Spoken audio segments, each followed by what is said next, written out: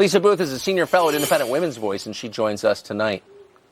These people are unbelievable. Do I get so hazard pay? Joe Biden's a racist now. Do I get hazard pay for the past 2 nights watching the debate? Well, so Tucker, here's the thing. You had mentioned this earlier. I do. So Senator Harris says, look, I don't think you're a racist, but let me point out all these reasons why I actually do think you're a racist. So, a little bit interesting strategy there. And clearly this was calculated, right? So she had a tweet that she put up with a picture of her as a little girl saying that little girl was me. They're selling T-shirts now as well. So clearly this was a thought out calculation by the campaign.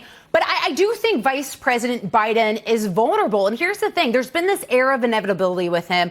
He's been ahead in the polls because of name ID. Also, this perceived electability, somewhat like Hillary Clinton, right? There's this air of inevitability with her in the Democratic establishment. And I think that's dangerous because anyone who watched, or dangerous for Democrats, because anyone who watched last night's debate cannot objectively say that Vice President Biden is a strong candidate. He did not have a good night. He was not prepared for these attacks. He was not sharp. And quite frankly, he even gave up in the middle of trying to respond to Senator Harris's attacks.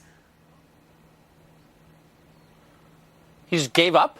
Yeah, I mean, did you see he was talking and then he said, I think we're out of time. I mean, you don't do that. I mean, if you're vehemently defending your record, you don't just say, you know what, whatever. It's, we're running out of time. I'm tired, whatever. That's basically what happened. And he had a tough time getting his words out. He just didn't look sharp. And I actually think the most potent line of attack was from Eric Swallow, which I hate to give him any credit at all. But his line of attack on the generational one. Right? Because I think the biggest challenge for Vice President Biden is we've seen these big change elections with the previous elections, right? So Americans have been asking for change.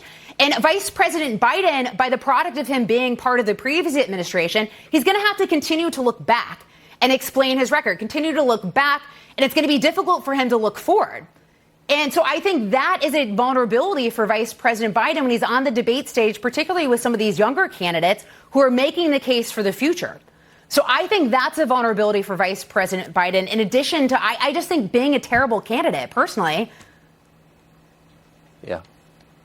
You get, you run out of energy. At 50, I feel too old to run for president. So, I'm 34 and I'm exhausted. Also 34 and I mess up words all the time. But I'm also not running to be commander-in-chief. So I feel like there's a little higher standard. So it might be. I mean, it happens. Lisa, great to see you tonight. Thank you. Thanks, Tucker.